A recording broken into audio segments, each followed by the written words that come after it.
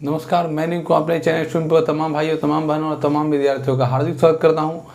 आप सभी को जिस प्रकार प्रकाश के अपवर्तन के पहले वीडियो मिला है और उसका बहुत रिस्पांस हमको मिला है, मैं उसी क्रम में आज आप सभी के लिए चैप्टर 2 का आज second video important 15 hot collection of objective वस्तुनिष्ठ परीक्षा मिसाइल आप सभी के लिए लेकर आया हूँ। और आज का क्वेश्चन बहुत इंपॉर्टेंट है, तो इसको बिना समय गंवाए हुए हम लोग शुरू करते हैं। तो इस क्रम में सबसे पहला जो सवाल पूछता है वो क्या है, सो देखिए। सबसे पहला सवाल जो पूछता है कि प्रकाश के अपवर्तनांक के दूसरे नियम को क्या कहते हैं। प्रकाश के अपवर्तनांक का दूसरा नियम जो होता है वो कहता है कि प्रकाश के किसी विशेष रंग के लिए आपतन कोण की जया और अपवर्तन कोण की जया एक नियतांक होता है, जब फार्मूला होता है म्यू इक्वल टू साइन आई बटे साइन आर। और म्यू इक्वल टू साइन आई बटे साइन आर को एक वैज्ञानिक ने प्रतिपादित किया था जिसका नाम है स्नेल। तो प्रकाश के अपवर्तन के दूसरे नियम को हम लोग कहते हैं स्नेल का नियम, या आप कह सकते हैं स्नेल का नियम म्यू इक्वल टू साइन आई बटे साइन आर के बराबर होता है। अगला सवाल, प्रकाश का आवागमन प्रिज्म जिस सतह पर होता है उसे क्या कहते हैं। प्रकाश के आवागमन पथ पर प्रिज्म जिसका सतह होता है उसे क्या कहते हैं। तो प्रिज्म जिसका सतह होता है उसे हम लोग कहते हैं अपवर्तन सतह, जिस पर प्रकाश अपवर्तित होकर के करती है। मैं आपको बता दूं कि प्रकाश जब प्रिज्म से होकर गुजरती है तो वो 7 विभिन्न रंगों में बढ़ जाती है, जिसमें सबसे ऊपर जो रंग होता है उसका नाम है लाल और सबसे नीचा जो रंग होता है उसका नाम है बैगनी। इसलिए हम लोग इसको ट्रिक याद करने के लिए रखते हैं बैजानी ह पी नाला, बैजानी ह पी नाला का अरेंजमेंट होता है।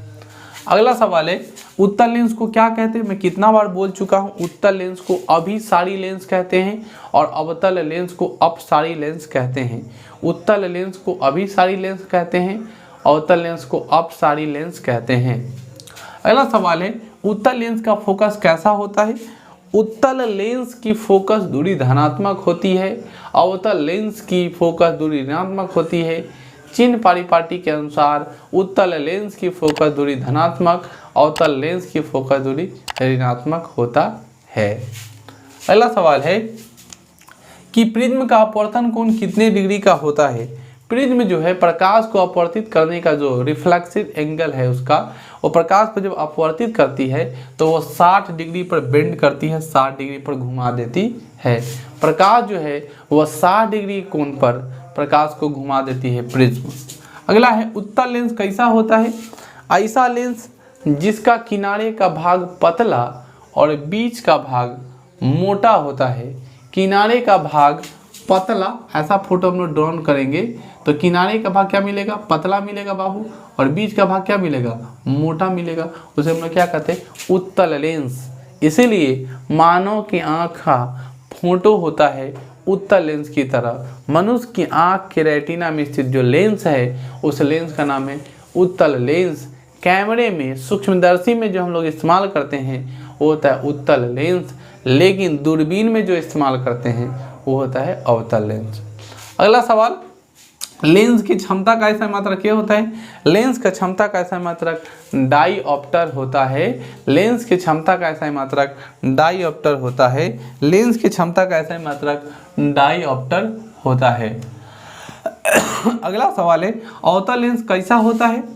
जब अवतल लेंस के बारे में हम लोग जानते हैं तो अवतल लेंस का इस तरह का फोटो होता है और इसका किनारे का भाग मोटा होता है और बीच का भाग पतला होता है। ऐसा लेंस जिसके किनारे का भाग पतला, बीच का भाग मोटा, उत्तल लेंस कहलाता है। ऐसा लेंस जिसके किनारे का भाग मोटा, बीच का भाग पतला, अवतल लेंस कहलाता है। अगला सवाल है, हीरा का अपवर्तनांक कितना होता है। मैं कितना बार डिस्कस कर चुका हूँ, हीरा का अपवर्तनांक जो होता है वह होता है 2.42, जो कि प्रकृति में सबसे अधिक होता है। इससे ज़्यादा किसी का डेंसिटी ज़्यादा होता नहीं है, इससे ज़्यादा किसी का अपवर्तनांक ज़्यादा होता नहीं है। इसीलिए प्रकृति में सबसे कठोर, सबसे मजबूत, ज़्यादा चमकीला जो पदार्थ है वो कौन है, हीरा है। लेंस में कहाँ से प्रकाश बिना मुड़े सीधे निर्गत की ओर चल जाती है। लेंस में प्रकाश कभी प्रकाशीय केंद्र पर जाती नहीं, और जाती भी है तो वहाँ पर मुड़ती नहीं, वहाँ से सीधे डायरेक्ट निकल करके चली जाती है। प्रकाश प्रकाशीय केंद्र से आती है, डायरेक्ट बिना मुड़े हुए सीधे निकल जाती है। अगला सवाल है, यदि प्रकाश की चाल निर्वात में c हो तो कांच में प्रकाश की चाल कितनी होगी। तो अगर निर्वात की चाल अगर हो तो कांच में उसका 2/3 हो जाता है। याद रखिएगा, निर्वात में जितना चाल रहता है उसका 2/3 गुना हो जाता है, जो कि लिखे है मैंने 2/3 इंटू सी। अब सी का मान कुछ भी देता हो उसको आप बैठा लोगे। अगला सवाल, लोहे के गोले को फ्लिट कांच के प्लेट पर रखकर कार्बन डाइसल्फाइड में डुबोने पर लोहे का गोला क्या होगा। तो जब हम लोग कार्बन डाइसल्फाइड में लोहे को रखते हैं तो कार्बन डाइसल्फाइड की घनत्व जो है वो अधिक है, लोहे की टुकड़ी की घनत्व कम हो जाती है। घनत्व कम होने के कारण, डेंसिटी कम होने के कारण लोहे का प्लेट उसके ऊपर तैरने लगता है। तो आप याद रखिएगा, कार्बन डाइसल्फाइड के विलयन में CH2 में लोहे के प्लेट को जब रखते हैं तो वो तैरने लगता है, क्योंकि कार्बन डाइसल्फाइड का घनत्व जो है वो ज़्यादा है और इसका घनत्व कम है, जिस प्रकार बर्फ होती है। अगला सवाल, लेंस प्रकाश का केंद्र के लेंस के अंदर हो सकता है। प्रकाश केंद्र जो है वो लेंस के अंदर हो सकता है, लेंस के बाहर हो सकता है, लेंस के सतह पर हो सकता है। लेंस का प्रकाशीय केंद्र लेंस के सतह पर हो सकता है, लेंस के बाहर हो सकता है, लेंस के अंदर हो सकता है। जिस प्रकार हम लोग दर्पण सूत्र किए थे 1/v + 1/u = 1/f, उसी तरह आज हम लोग लेंस सूत्र पढ़ेंगे और लेंस सूत्र का फॉर्मूला होता है 1/v - 1/u = 1/f। वस्तु दूरी, प्रतिबिंब दूरी और फोकस दूरी तीनों का वैध क्रमानुपाती करते हैं, वैध करते हैं और घटा लेते हैं, लेंस सूत्र देता है। अगला सवाल है, विरल माध्यम से सघन माध्यम में प्रवेश करने पर आपतन कोण तथा अपवर्तन कोण में क्या संबंध रहता है।